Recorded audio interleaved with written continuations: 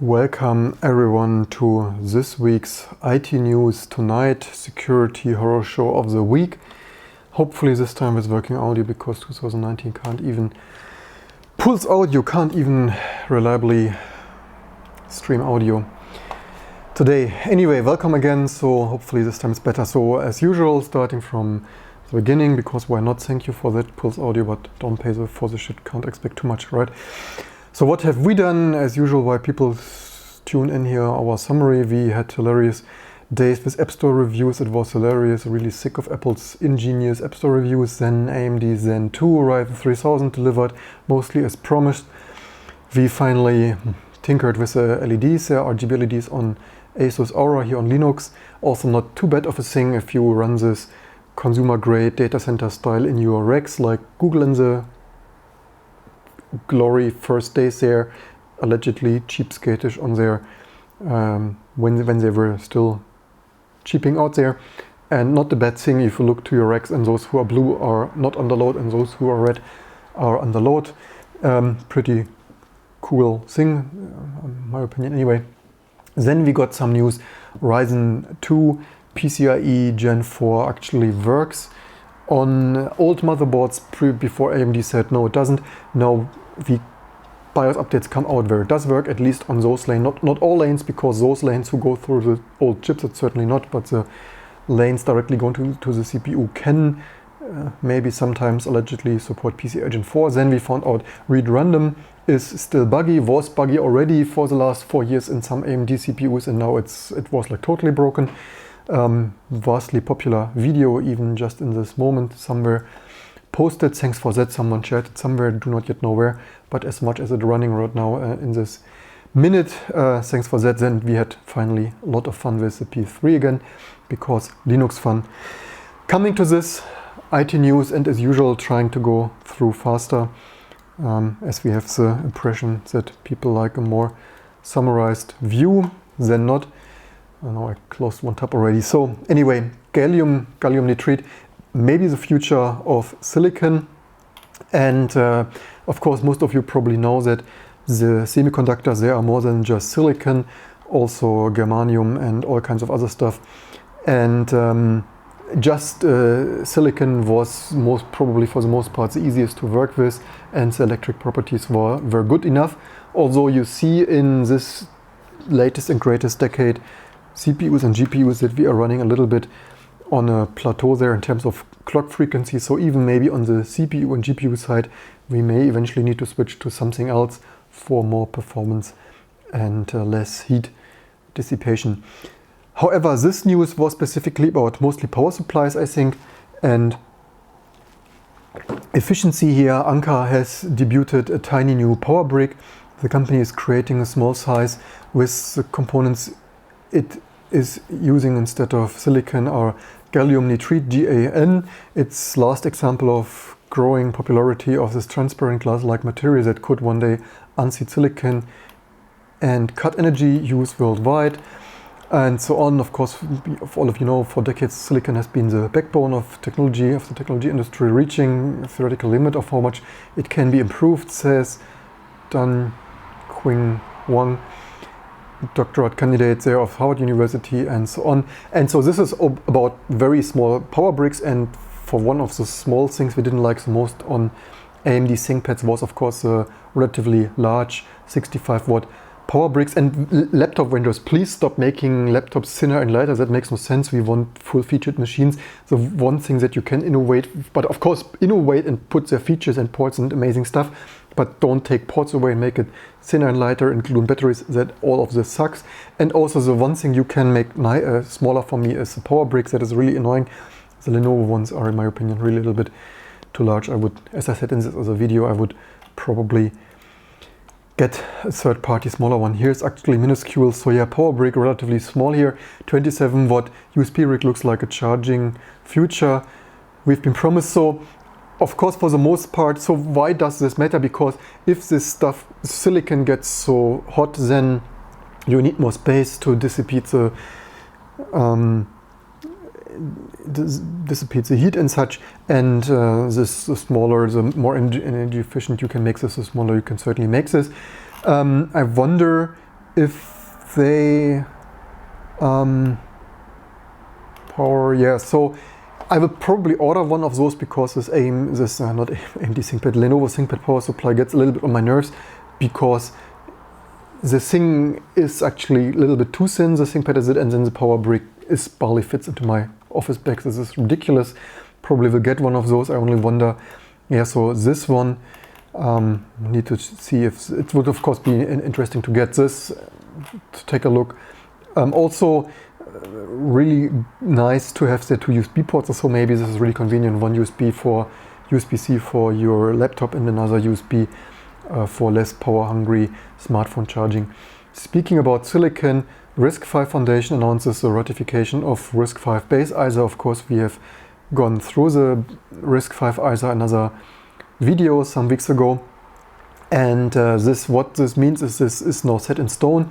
Before this was like nearly finalized. Of course, not everything is finalized. They still have single instruction multiple data SIMD and bit manipulation from Clifford Wolf, not only set bit and first last bit set, but also all kinds of bit permutations and this fun stuff, and many other extensions to RISC-V. So this is this will of course, like Intel always, Clifford Wolf could have actually RISC-V bit extension something, should probably slides extension, bitmap extension.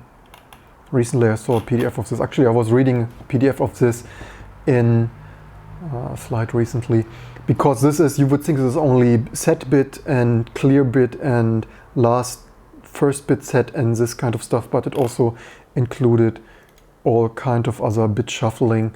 I was actually surprised. Maybe this one here is a PDF. Let's see let's hope it don't crash here. Okay, this place here. So as you see here, shift ones. What is this even? Yeah, so count leading, trailing zeros, and count bit sets here, pop count, and other kind of generalized shuffle. Here, this is shuffling that I meant. So this has extremely flexible shuffling, because here is this is a shuffling roll, and yeah, even this rotate stuff here might be quite is it? Anyway, you get the idea. Here are some more general, shunt, that is generalized reverse. Yeah, so you get the idea. You would think this is totally trivial stuff like first bit, last bit set clear something, but it is much more. This is of course work in progress. We will see what comes out of that. Speaking about stuff this week, Mozilla Foundation Security Advisory 2019-21, security vulnerabilities fixed in Firefox 68 that we already updated here this week.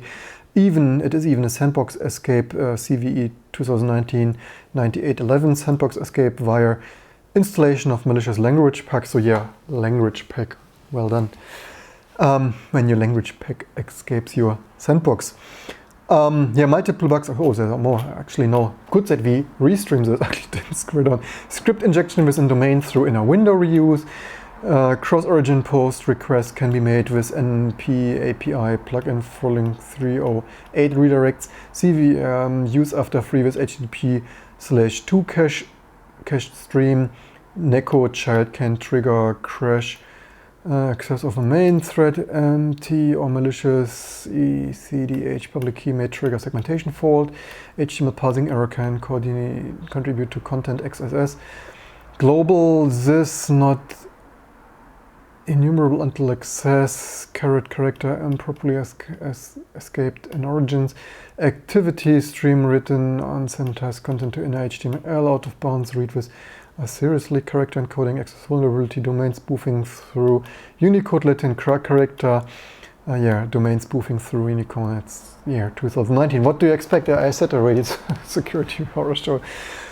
Same origin policy, treats all files in a directory as having the same origin. Cookie leakage during add-on fetching across private browsing boundaries. Retired site input Mozilla Orcas remote troubleshooting permissions, WebSocket resources by passive browsing protections, PKCS-1 version 1.5 signatures can be used for TLS 1.3. Post scanning through alt header. Memory safety bug. Are there still more fixed in the memory safety bug? Yeah, you name it. Why you wonder? So nothing of this stuff is amazing, and why we should keep stuff stupid simple. Also, I mean, one of the stuff is HTTPS 2, right? We need to over-engineer everything, and in the meantime, of course, browsers became kind of a monolithic operating system, just like our amazing joy of the monolithic Linux kernel. So a huge mountain of spaghetti code running mostly in one address space until it's sandboxed, and then even that sometimes escapes. Speaking about security vulnerabilities and escapes, the latest security vulnerability brought to you by Logitech keyboards and mice is vulnerable to extensive cyber attacks. Of course, nowadays everything is an extensive cyber attack. Several Logitech keyboards, mice, and wireless presenters suffer from security vulnerabilities. Not only can attackers eavesdrop and keystrokes, they can even infect the host system, and a large range of Logitech wireless input devices. And when you wonder why I'm not the greatest fan of wireless input devices, not only does this one have 10, 11, at least 11 plus brightness and stuff. Huge fan of this, although other fans of mechanical keyboards are not. So I never was a fan. I always said, even if you are a normal person, you don't want people on the street, you know, this gangster mobs sniffing all your car key fobs and keyboards and mices for breaking online banking and all kind of other password stuff. Or in Hollywood, Beverly Hills, you want some famous people's password and you just sit in your minivan there, the Will Davis aircon, and sniffing all the Bluetooth data and all this kind of stuff, and why you wondered why you want a wireless mouse, or maybe not. Speaking about security vulnerabilities, I said it's security vulnerability horror show this week, right? Apple disabled the Walkie Talkie feature, the amazing feature that Apple fans were so proud about, like, hey Jack, are you there, Jack? Disabled due to could allow iPhone eavesdropping. Apple has allegedly disabled, I don't have an Apple Watch, so I can't test it, not a great fan of this, but unspecified vulnerability. Yeah, so this is, Apple is so dedicated to your privacy that they can't even implement a secure walkie-talkie feature. You would think for a multi-billion-dollar company in 2019 that should not be too difficult, but you could even botch walkie-talkie features if you are at Apple. The statement from Apple reads, "We were just made aware of a vulnerability related to the Walkie Talkie app on the Apple Watch and have disabled the function. As we quickly fix the issue, we apologize to our customers for the inconvenience and will restore the functionality as soon as possible. Although we are not aware of any use of the vulnerability against the customer, or specific conditions and sequences of events are required to exploit it, yada yada yada," and so on. So everything is good, nothing to see.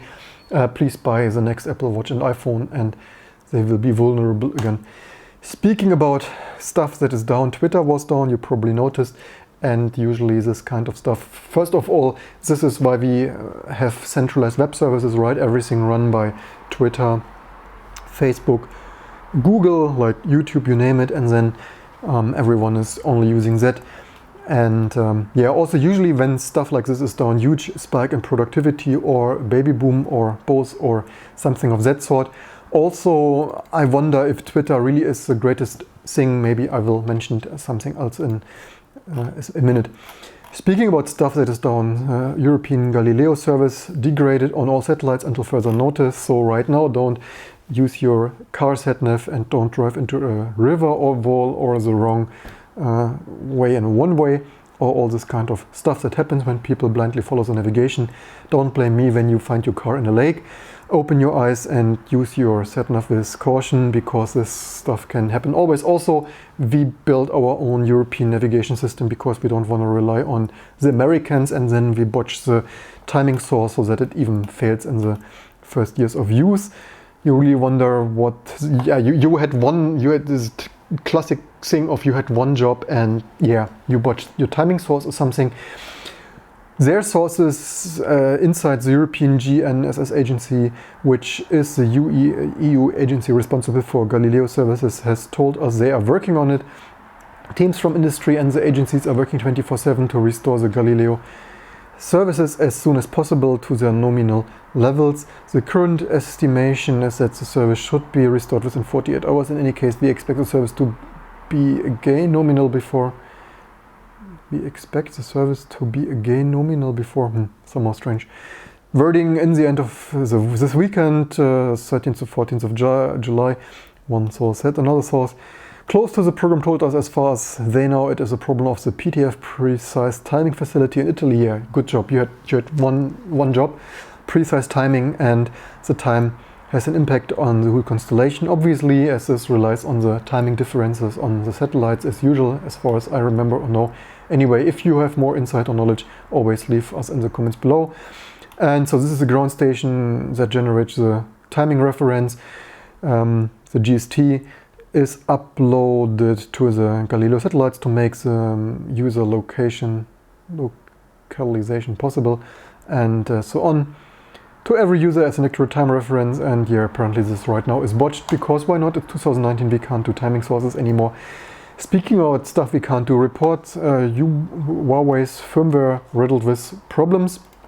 And this is what I wanted to say with Twitter. I think I saw yesterday night, a tweet from some security researchers who said that they disassembled some firmware, and all the functions with string n, like string snprintf and all the nprintf and such string family of functions with the new n in between for the n number of bytes to be written and not to exceed some buffer for some safer string handling in C. I think I saw a tweet, and this is what I wanted to say a minute ago with Twitter. I'm not really even sure. If you look on Twitter, it's mostly a total random horror show, and I really wonder if this is good for something else except the American fake president unfolding there. It's non-working, very low IQ brain there, offloading it to Twitter.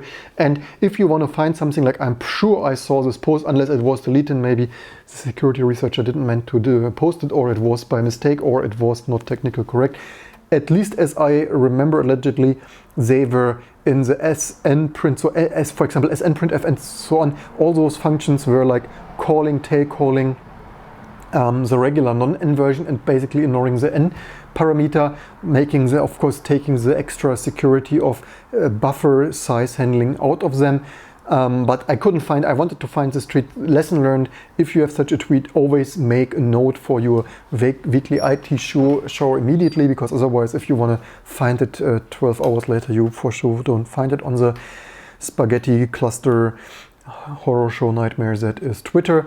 But coming back to this report, they have large scale examination of Huawei's code. I think also binary code, so of course not source code, but binary code, as per so often. So poor security decisions, allegedly, Finite states 55-page reports takes Huawei's engineers to task for poor design decisions, despite labeling code leaving potential backdoors could be exploited, despite blah blah blah. So all files unpacked from firmware images. So as I said, binary modules perform static and dynamic and symbol analysis on the files, and analyzed 9,936 firmwares images in 558 Huawei enterprise networking products. The report says researchers found hundreds of instances of potential backdoors where improper default configurations could allow covert access to a device. The vulnerabilities manifest in forms of hard-coded default user accounts and passwords. And so allegedly, I have no inside knowledge, I only quote here reports. This is out in the open. Maybe it is true, maybe it is not true. They also found an average of 102 known vulnerabilities in the firmware image, often associated with third-party libraries of open source libraries.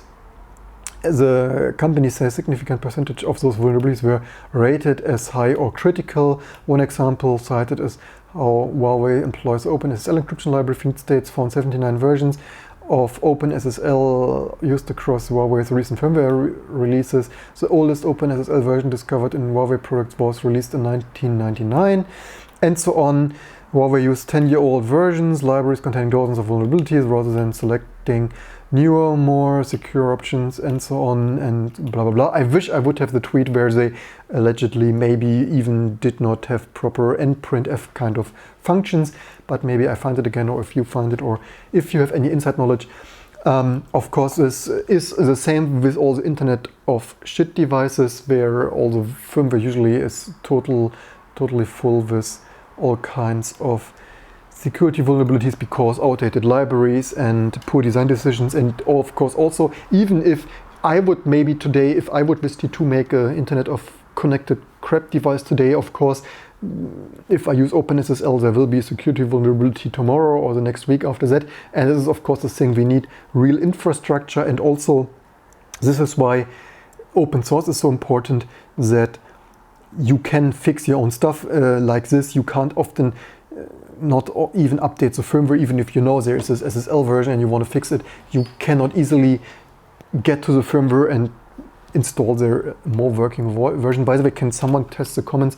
I have 0 comments. I wonder if Chrome is just not loading this or if we really have 0 comments. As usual, always interested to hear what you hear about, what you think about the stuff. And yeah, so I said security horror show, and the vendors, not I, the vendors deliver as promised. And this also, in my opinion, maybe one thing is to produce the software way more modular, that in access point firmware you can really change out the OpenSSL version without having to rebuild the whole firmware image, which often is read-only and proprietary, at least, like not using a regular partition table, but some other proprietary crap and such kind of stuff. So the only solution to this would be that this stuff is more modular and you can plug in your own updates.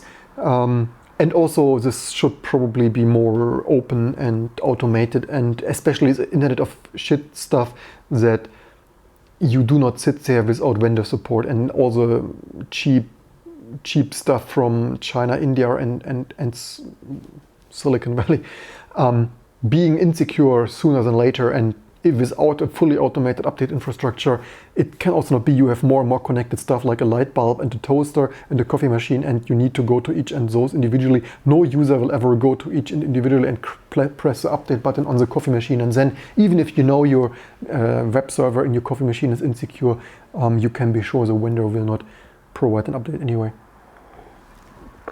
Comments in the audience from Dave. The problem with IoT stuff is that most of the people creating hardware are not software guys, and those 0 ideas with this web security, I know. So to solve this, I wish we would have, this is actually why I started Exacode and T2 back in the day. We never had that much success because of mostly price, usually students and people from Russia, India, and so on underbeat our pricing. And then we also got busy with our own end-user products. But maybe it is time not only to develop my microkernel dream, but also do a more secure firmware initiative with T2 and give those people really some tool at the hand to fully automatically, because many of those vendors do not even fully automate this. And what T2 with Rocky Linux has done for over a decade, if not nearly 2 decades, is fully automated firmware stuff. So then you would only SVN up and build your target like I do each and other day, and you would have your new more security vulnerabilities fixed stuff. Dave knows because I used to get buzz with a guy that's doing IoT stuff using .NET Micro framework, and he was clueless on security here. That is not good to hear, but mimics my experience I have done. But this is for another story, otherwise the IT news become too long. Speaking about insecurity, new FinSpy iOS and Android implants revealed. ITW. Also, why is this? I'm using Chrome the first time. This is not un-Googled Chrome, but real Google Chrome, their official binary. I wanted to see how it works and performs, and it's not amazing. I really wonder why is zooming a website, and it takes on a 16-thread AMD Ryzen a second or over a second to zoom this here. FinSpy is a spyware made by the German company Gamma Group through its UK-based subsidiary Gamma International. Gamma Group sells FinSpy. I think this was mostly revealed maybe with the Snowden papers a couple of years ago, when that was a thing, or here maybe 2011 or something, WikiLeaks, and collecting a variety of private user information on various platforms. Its implants for desktop services devices were first described in 2011 by WikiLeaks, and mobile implants were discovered in 2012. Since Kaspersky has continuously monitored the development of this malware and the emergence of new versions in the wild. And so malware features FinSpy for iOS is able to monitor almost all device activity, including record voice over IP calls via external apps such as Skype, WhatsApp, target applications including security messages such as Threema. How do you even pronounce this? Threema. Also, recurring theme, name your apps and products like people can pronounce it. Signal, Telegram.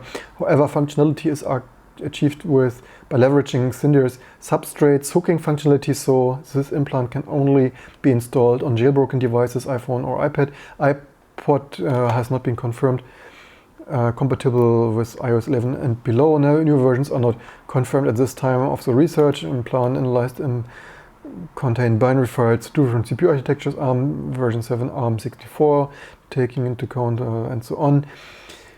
It looks like FinSpy for iOS does not provide infection exploits for its customers because it seems to be fine-tuned to clean traces of jailbreaking tools. Therefore, an attacker using the main infection vector will need physical access in order to jailbreak. For jailbroken devices, there are at least 3 possible infection vectors: SMS messages, email, or web push, and yada yada and so on.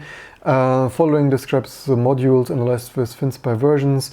Here's some, apparently these are the names of these modules allegedly.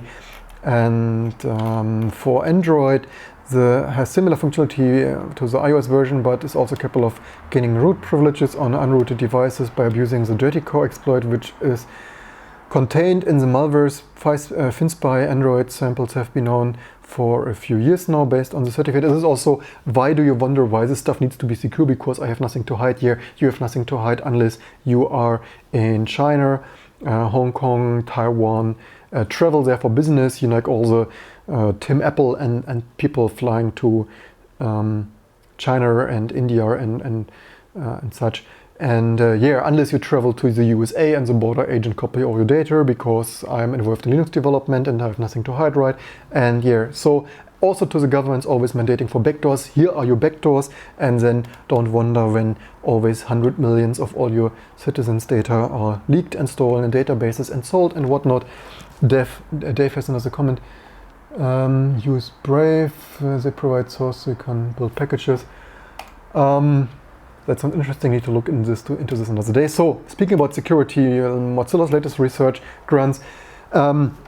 I just said the browser becomes larger and larger and too big to fail or too big to keep secure, and you see super slow. You would think here this stuff zooms here with a snap, but I press the Control+ and nothing happens for 2 seconds. I'm not making this shit up. Actually, no. This is funny. If you have, it's caching the.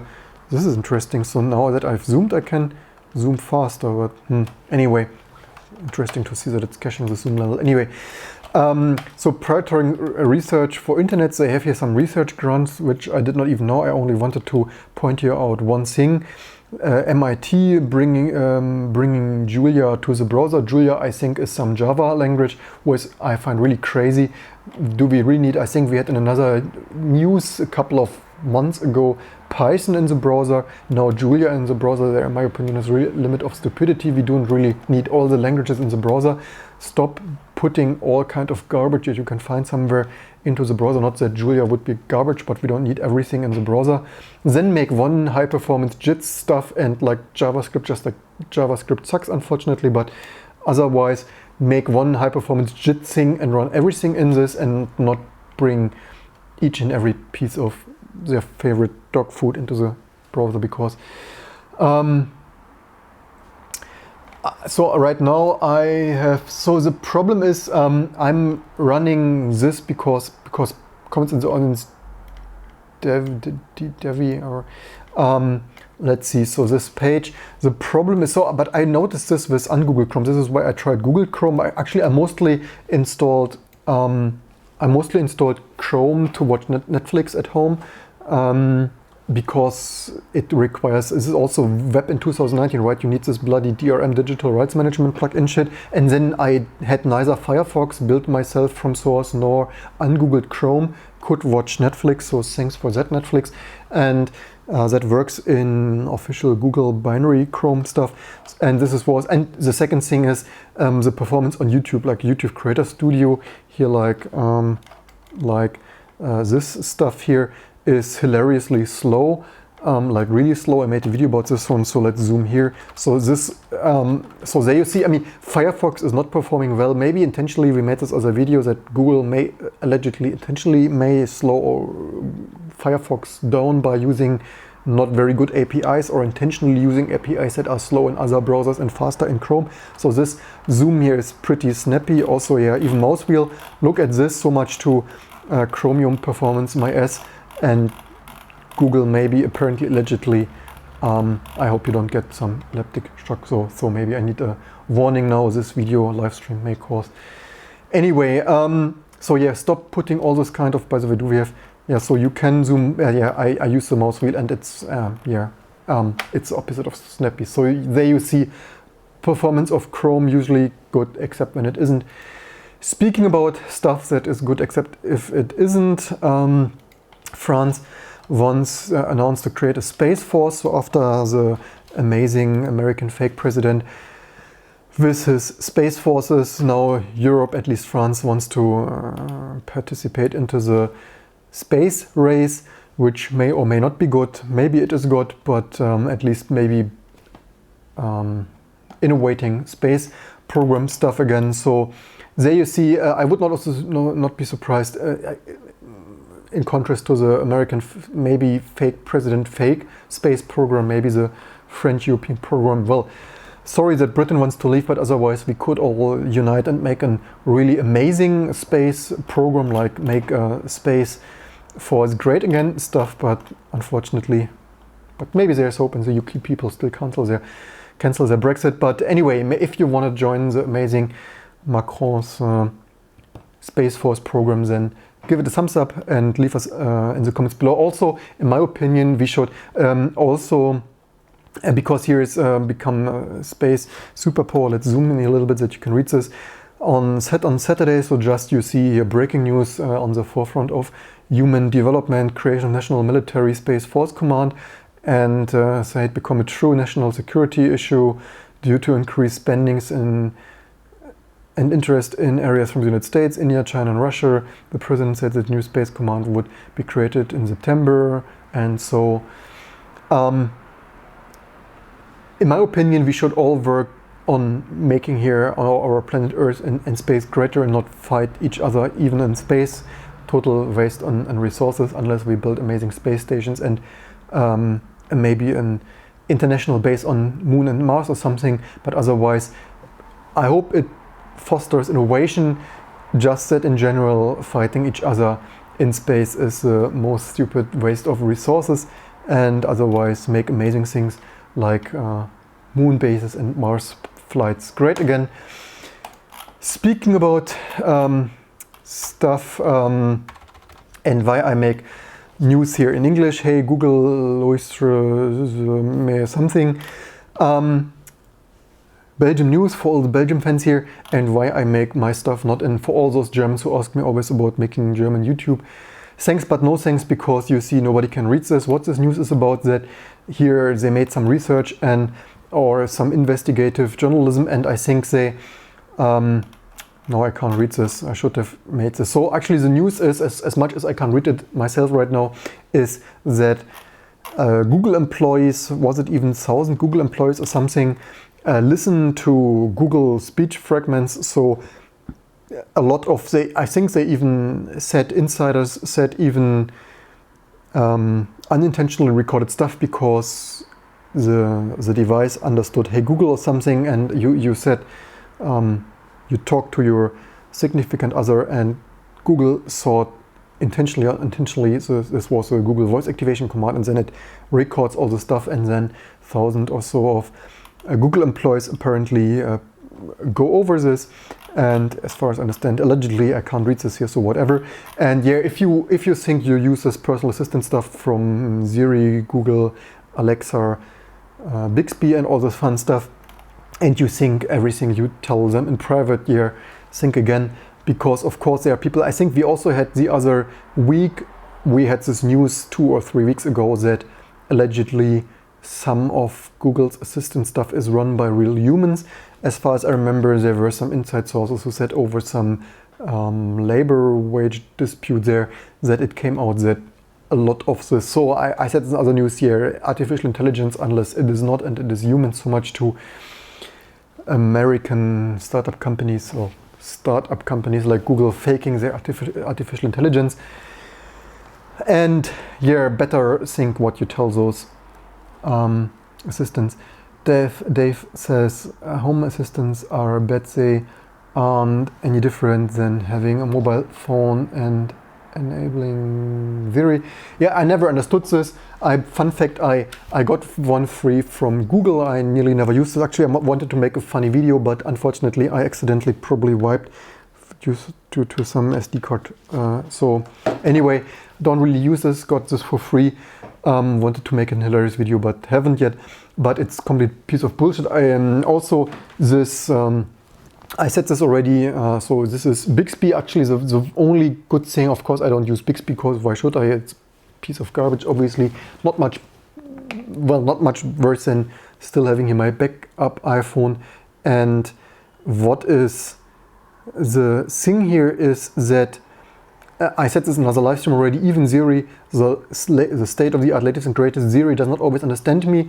I used it very rarely, and the 90%, so I used it extremely little, like 10 times a day or something, and what I said mostly is FaceTime audio my wife, and even this, so this is 90%, the only thing I said is FaceTime audio my wife, and Siri only got this right 80% of the time or something. So every 8th, 9th or 10th time it called some random person. Then what I said this already before, what is a personal assistant verse if you need to have a finger there to cancel it in case it called someone random. And often when it called something random, it usually was something completely like some business contact, like some Shafit Mohammed something from somewhere, and you can't tell me that FaceTime audio my wife sounds like FaceTime audio Shafit Mohammed. It's like hilarious. Custom Android ROMs. Yeah, custom Android ROMs are amazing. In my opinion, we probably, as much as you see, I will probably maybe one day, instead of running Huawei or whatever that was, I would probably rather run a custom ROM on Android than this vendor stuff, because then you have, at least, maybe I should definitely probably maybe get into custom ROMs with T2. I should probably have done this 10 years ago, but maybe soon we will. Next news, Hong Kong protests show dangers of a cashless society. I said this already in other news with cashless banking stuff, and this is just here proof how it is. And so much too, you have nothing to hide. Yeah, you have nothing to hide unless your government takes more rights away from you, not only in Britain with watching porn, or in America with all the stuff happening there, but even in Hong Kong. And of course, if you pay everything with cashless stuff, then you can be traced. And if you buy your water bottles there on the hour that the protests are there, then of course the government knows precisely which of your 25% of the citizens have been there. And the same goes for Taiwan, China, Russia, you name it. And also, I think I recently saw a study that cashless payments often can be even slower than cash, unless you look forever for your change and stuff like this. But yeah, so much to technology is not always amazing. And when I'm actually personally not the greatest fan of cashless stuff, I've never used Apple Pay so much to really sticking to what I'm saying here. Not once have I used Apple Pay, totally not a fan of this crap. And it's also ridiculous, right? People buying an Apple Watch for hundreds of dollars just to use Apple Pay, maybe. Complete bullshit. When you need to spend hundreds of dollars to pay cashless, I rather save this hundreds of dollars and do something else with it, like getting a debug PS3 or something. Anyway, so yeah, beware this danger, spread this news. We have more news from Hong Kong. The Hong Kong, I could actually talk more about this because I've been in some places of the world, especially for people from the US who often have not been outside of the US. Not only have I been in Taiwan multiple times, also Russia and stuff like this. I probably, in Taiwan is a similar situation because Taiwan, of course, for those of you who do not know, China considers Taiwan to belong to China, which of course the Taiwanese people, the people in the People Republic of China, PRC, I think, People's Republic of China, disagree with.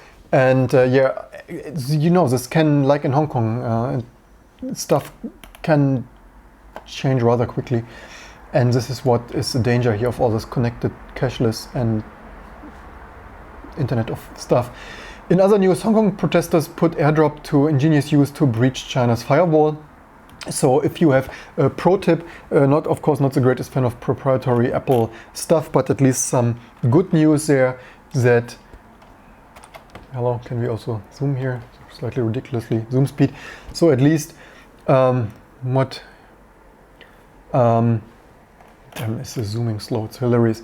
Google, if you're listening, make you fix your zoom speed. I really don't understand how zooming can be so slow.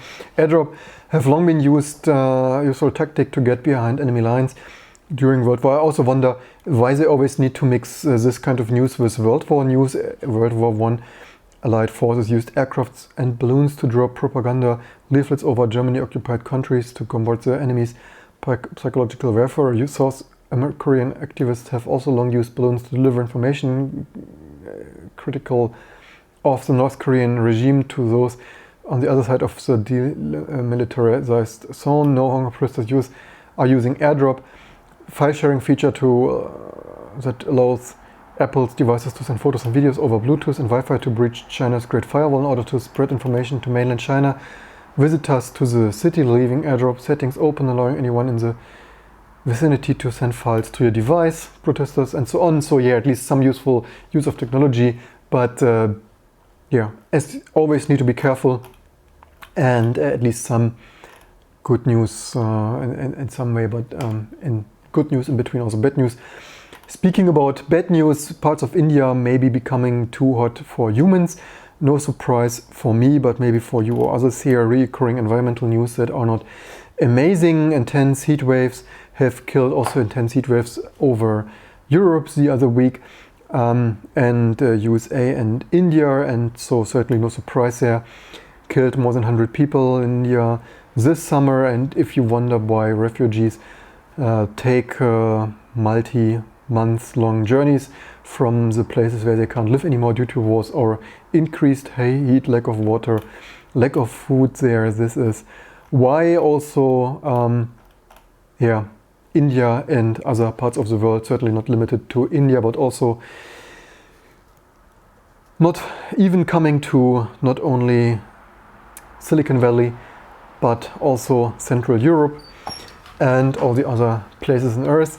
In other disturbing news, did I say Silicon Valley, Los Angeles? You see internet speed of 2019, also why 1,600 drop frames. Los Angeles is the face of climate change, just as I just said. Air temperatures in Woodland Hills, Los Angeles neighborhood, some 20 miles north of the Pacific Ocean, peaked at 117 degrees Fahrenheit. 16-year-old US Post Office carrier Peggy Frank said Friday marked the first day back at work after recovering from a broken ankle. What has this to do with the news? What he was pronounced dead after paramedics found her on. Wow, that is sad. I didn't even, maybe I should have read the news before I read this here. That is of course here a non-air conditioned truck. That is certainly not amazing. Yep. And when you wondered climate change is just something about developing countries, no, it is also something about USA and Central Europe, if not India, China, Russia, and the melting ice on the polar caps, you name it. UK is joke, moving out if I get my money saved up again. What is there? Dystopia and a joke. Sorry to hear this. I was a couple of times in UK. Of course, quite a topic here. Usually we get into the Firmware if I start about Brexit stuff. As much as the EU is not amazing, it's certainly, in my opinion, better if we work together than if we work against this. And in my opinion, the UK exit, Brexit tour bus certainly was full of lies. There's a NHS payments per week in contrast to EU payments from what the UK citizens got most of this fundings back anyway. And somehow slightly irritating that, but on the other side we have also new Nazis similar to the Brexit party here in Germany, right now only around 11 or 12%. Of course, this are 11 or 12% too much. But in my opinion, we are stronger together and should help each other. Also, when we help each other, then we can sell stuff each other like solar panels and wind generators and batteries and battery charging stuff and smart assistants and all the other insecure bullshit from hell. We have more use. Why do I digress already? Chinese air pollution, dimmed sunlight enough. Yes, speaking about solar panels, Chinese air pollution, there you see how bad air pollution can be. Air pollution can be as bad that you see an impact on your solar panels, which is of course crazy. When I landed in Beijing a couple of years, it looked really like a dystopia, to use these terms there from the comments in the audience. It was crazy, maybe even now, but probably have the photo on a backup. This is, of course, nowadays you have so many photos and then you don't even have them around when you want to look at them. So yeah, this is, of course, why do I not more often go to countries like this? Yeah, because exactly like I rather sit here with fresh air in Berlin than breathing this polluted air in Beijing or Moscow for this matter. And yeah, not amazing news. Also, we have one more news. Not everything is lost. This is although German news, but I will, of course, as usual, hey, this site zooms faster. There is a study from the ETH Zurich, University of Zurich, that shows that climate change, the most effective way to fight climate change and keep into the 1.5 degree target is actually build more forest, and so much too, at least some universities say there is hope. I only wonder why we do not do more like other fake presidents who write the whole day some low IQ, like people told me on Foronics with low IQ about Rust stuff. I have to say the lowest IQ I have seen to date is this fake president there, this blown up baby balloon thing sitting in the Oval Office and doing the whole day. If he's not wasting your tax money playing golf, then writing some random stuff on Twitter, amazing job description, playing golf and posting bullshit on Twitter. But yeah, climate change deniers, why do we not just build more forest and cut down on pollution? In my opinion, most people also could not only drive less supersized SUVs, but also drive a little bit more with less pressing the acceleration pedal to the metal.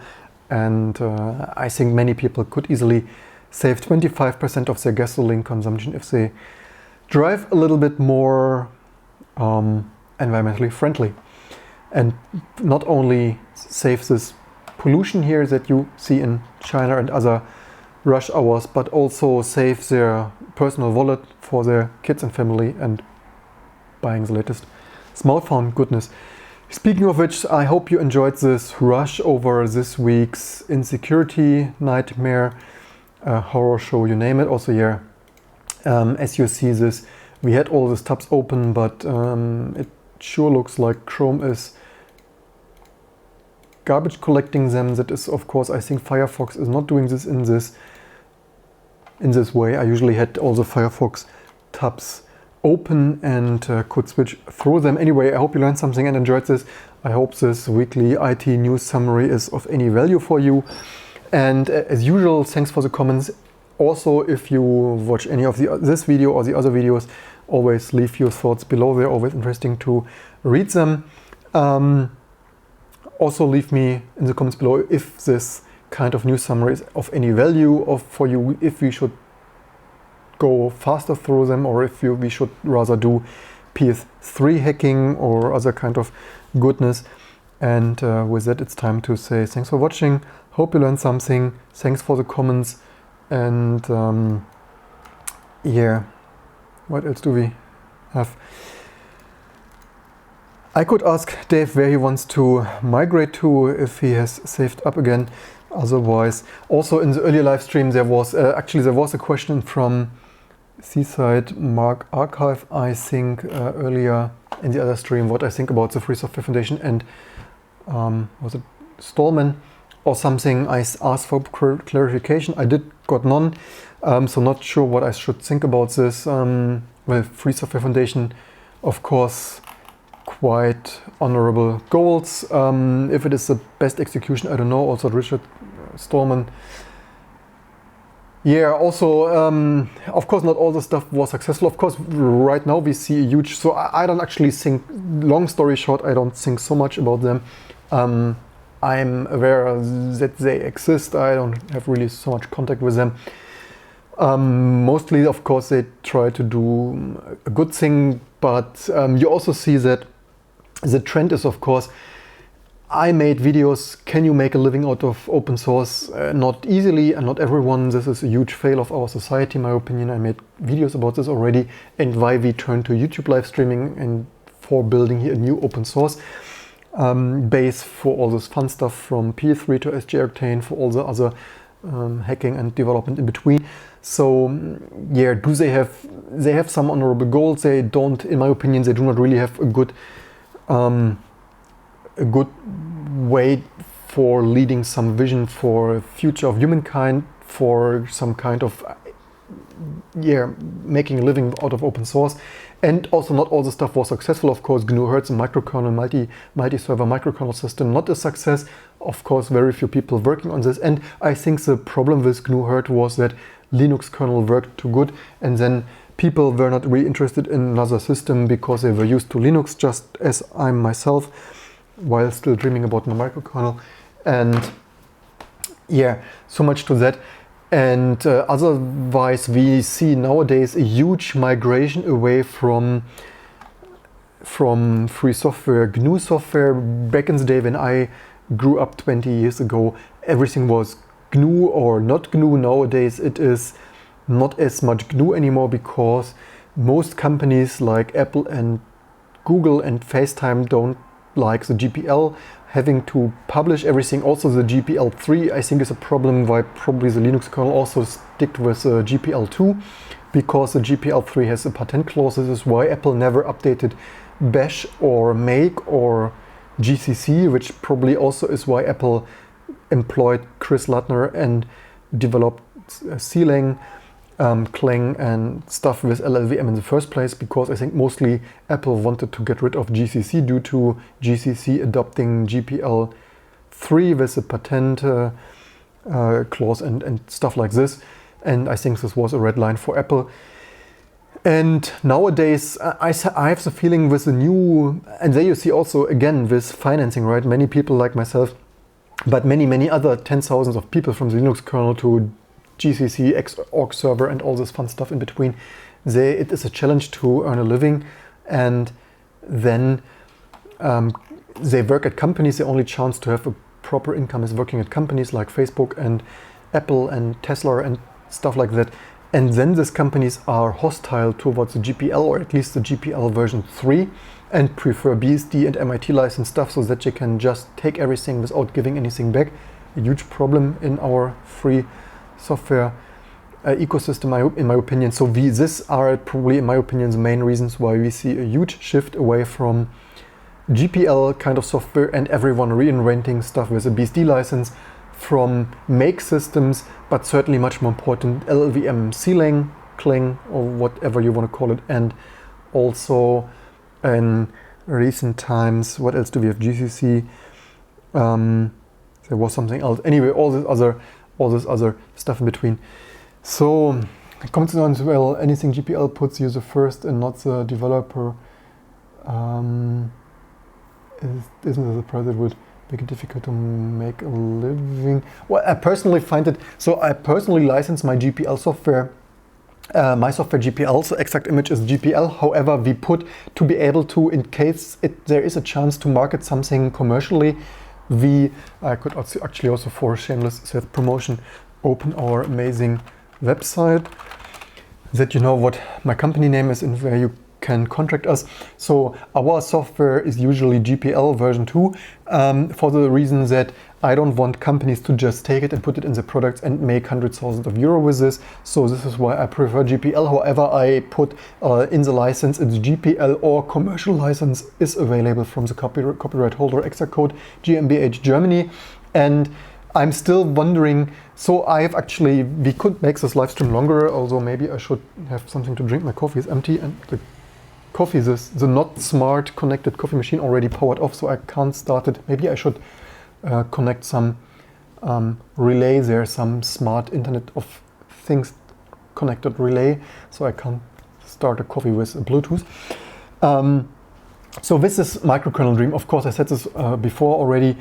I'm realistic enough to know that first of all, the development will take many years, and it will not be guaranteed to be successful on its own, as many competition is out there from Android and fun stuff like this.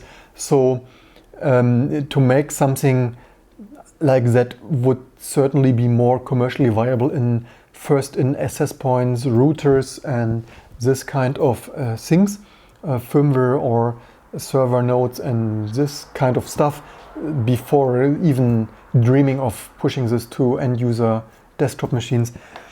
Beside from this, another commercial endeavor could theoretically be if you wanted to do this, but there's a problem is that there are already so many Linux distributions, because another thing is you could, with Apple failing with peak bugs and macOS not being amazing anymore, and Macs are complete peak bug hardware fail of glued together and soldered SSDs and stuff.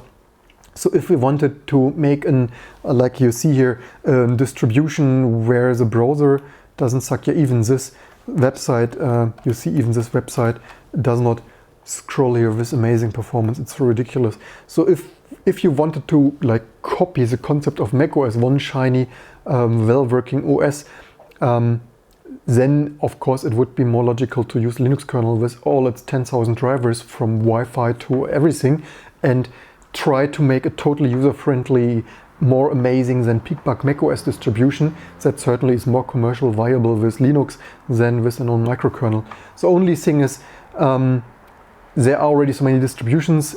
To differentiate you from Ubuntu and stuff and Red Hat is not easy. And the Linux fanboys will always say they love their Ubuntu and not your nicely polished Mac kind of everything is amazing distribution.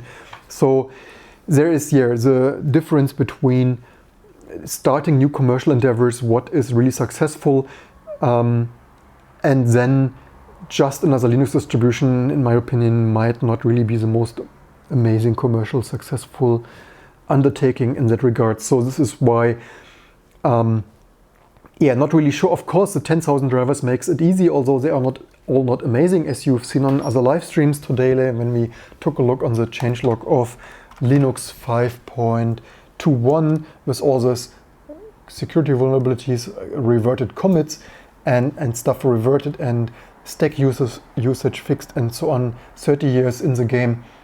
In my opinion, monolithic kernel has no future in our connected age, and security vulnerabilities, and we sandbox stuff in a browser, but we don't sandbox drivers in a kernel, which is crazy in my opinion. And anyway, this was just some 2 cents here on the outro of this live stream. And these are the things that of course we could do, what we could like really do, but maybe I make better a dedicated live stream about future business endeavors if we wanted to build the next great thing here. And yeah, next big, but to tease this already, next big thing could of course be total user-friendly operating system, whether Linux-based or not. There are pros and cons on both sides. Or like really maintained. I really wonder why there are not more custom Android ROMs, like really nicely maintained, like open source. We could also do this. But again, there are already others, but somehow, yeah, it looks, while there are others, somehow it looks like there is still space to get into. But again, of course, not everything is easy. It's not easy to build a YouTube channel. It's not easy to build a desktop Linux or desktop operating system. It's not easy to build there some kind of Android kind of custom ROM commercial endeavor kind of service stuff. Especially as I know, even if you make a top-notch, even considering if we make the best, most amazing custom ROM facility for Android, first of all, not everyone will like it. Second of all, if you would have the dream that companies like Samsung or Huawei and stuff like this, they would even consider your totally amazingly maintained Android build facility, they would, I'm pretty sure, like you will like nearly never sell this commercial service to them because they just don't want. Even if you have, let's say you have the best, the state of the art, the really most amazing, they will still want to do this in-house. And because what you could do with this, you could do independently of the vendors, provide long-term updates to users, what the vendors usually don't provide after a year or maximum 2 or 3 years.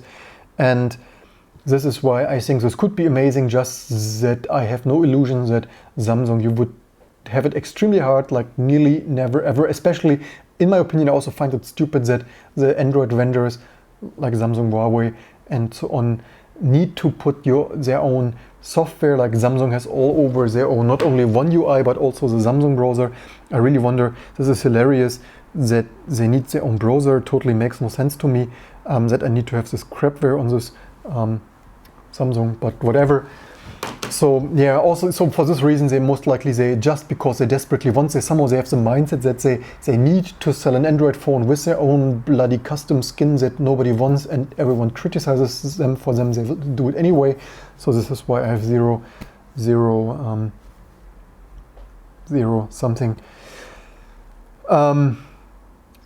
confidence that you would be able to sell this to them, even if you like outsource their Android development and maintenance and have a long-term update, seed security vulnerability, update stuff to the users. And maybe they would not even want this because maybe the companies maybe they don't want to provide security and feature updates because they just plain outright want to sell you a new phone after 2 or 3 years. Maybe that is their business intention, that they just simply don't want this for you to continue using an older phone securely. Dave says, if you had an OS that didn't have all the crap and stripped down window manager with useful things you don't need and some hardware that would work. Yeah, this is what I was thinking. So of course not using black box and like using like copying the good things of macOS in a good way, like really the bare essentials that just work, and in a sorted way, integrated way that would have OS distribution that would work in ways like macOS that normal users would just and even you could theoretically even make this Apple kind of features like messages and AirDrop and such in an open source way, and device integration. And well, very theoretically, I mean, the problem is, and this is also why we started this YouTube channel, like kind of Casey Neistat style, seeing if we can build an audience here, because very theoretically the possibilities are endless. You just need time and money, and yeah, how much of this do you have? Time and money, and then of course you need to be lucky. You need to be at the right place at the right time, meet the right people at the right time. Maybe Apple would not have existed if they would not have Apple would for sure not have existed if they would not have been at the right time, at the right place with the right people.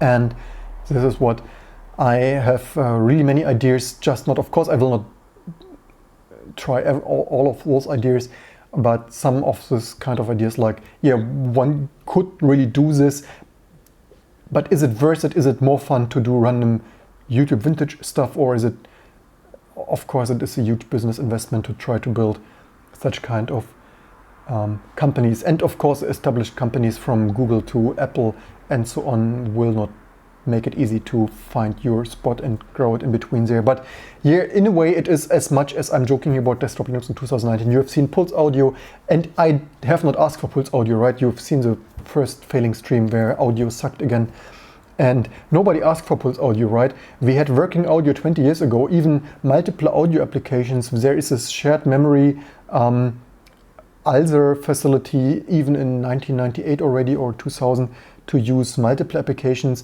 with one hardware stream. Nobody asked for Pulse Audio. We had already Enlightenment Sound Daemon. For all of those who might remember this, we had the KDE Arts, Advanced Real-Time Something System, whatever audio server thing. Then we had for Why Do I Know? Because not only have I been there 20 years ago, I've done there, packaged all of them, used most of them. And then for high professional audio stuff, there was Jack, I think, that still is used. And there you see how silly is it. The Pulse Audio people made Pulse Audio. By the way, who developed this? Maybe the same UDEV guy there. Jack Audio Connection Kit. That is Jack Audio. And this is for low latency, audio stuff, just like our general sound manipulation stuff that I mentioned earlier. And let's see on Wikipedia, someone, is it the same systemd guy who had to, yeah, of course this is, I have the feeling all new Linux shit is made by one person, nearly alone. And nobody really asked for this. I mean, some people really need to also, so he has written Avahi. I think Avahi, this is a zeroconf implementation. Also, this is not maintained anymore.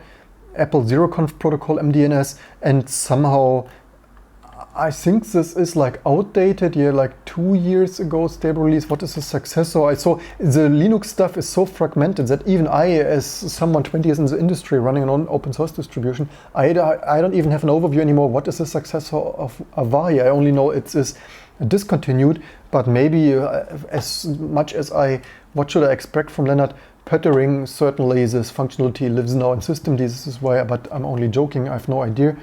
And so why does Linux suck in 2019? Because for 20 years, 30 years, the people like those, not to blame one individual, but all of them, continue to reinvent the wheel all over again and again and again. We had already 10 audio daemons, ESD, Arts, Jack, whatever, and so on.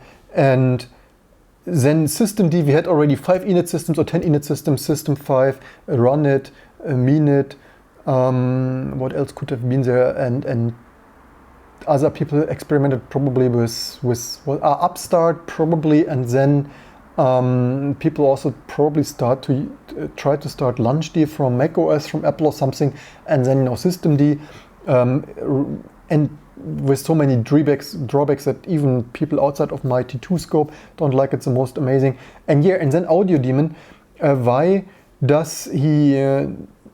did they have to reinvent an audio daemon when the world already was full with audio daemons? The problem was long solved. And yeah, also by the way, fun fact, people deleted not only my T2 article on Wikipedia, by the way, this is why I really hate Wikipedia, they deleted my our T2 article and the article about myself. So there you see some people, there you see the bias of the community. Some people are overhyped. They are the 10 times engineers that doesn't exist, and they are responsible for all the amazing stuff that sucks or something like that, like systemd and Pulse Audio and stuff like this. And Pulse Audio is as old as 2004. Oh, this is crazy. I didn't know that. Yeah, but also what does it help if people also, they divide the community, right? There are probably half of the community hates systemd, so thank you very much for introducing this. And in my opinion, systemd, but this is really the last word for this live stream, that as usual when we chat here becomes longer. And that, no, I read a comment now, I forgot where I was stuck here.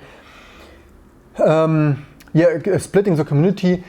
There you see, this stuff is so controversial that even in Debian land and such, the community is totally torn apart with this. And in my opinion, there are so many technical drawbacks. First of all, the same, what I criticize in the Linux kernel and browsers, the same monolithic architecture, like everything in one stuff, that we had a package for DHCP, we had a package for NTPD. I think a lot of those modules are integrated in systemd, or also cron, the time services at a specific time daemon. I think a lot of those things, running stuff at a time like cron, I heard even DHCP, and all this kind of stuff, like a lot of stuff is integrated in systemd, which I really don't approve. Yeah, UDEV, where is even, do we have the architecture used in systemd? Yeah, journald, which is, I think, yeah, event logging, like binary files, which they repeat.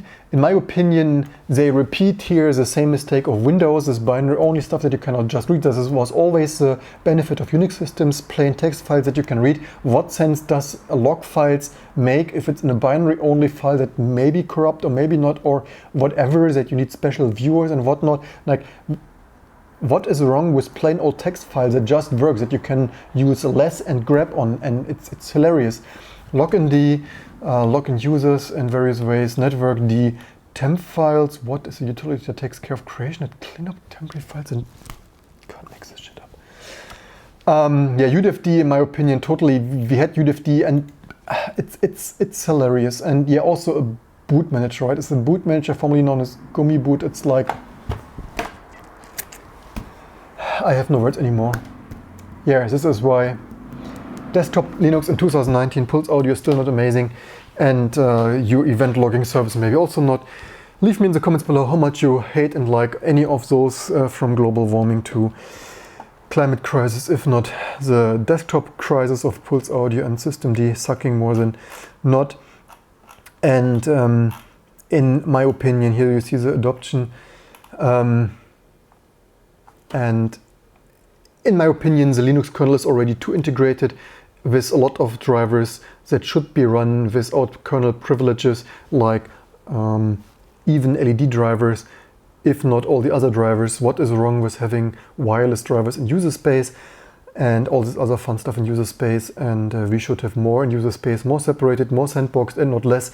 And we should have certainly less integrated in one huge piece of daemon that you don't even find something. Systemd isn't great, but works, and it at least, oh no, it's de facto standard here. Well, before System 5 init stuff was a de facto standard, and this also worked. And I had zero problems with the System 5 init scripts. That I also don't have a problem that they boot 5 seconds slower. Maybe allegedly, maybe not. And at least they work unless Systemd not booting when your AMD random number generator instruction doesn't work. But thanks for your comment, highly appreciated. Don't forget to share, like, and subscribe. Because we have great visions for all kinds of stuff.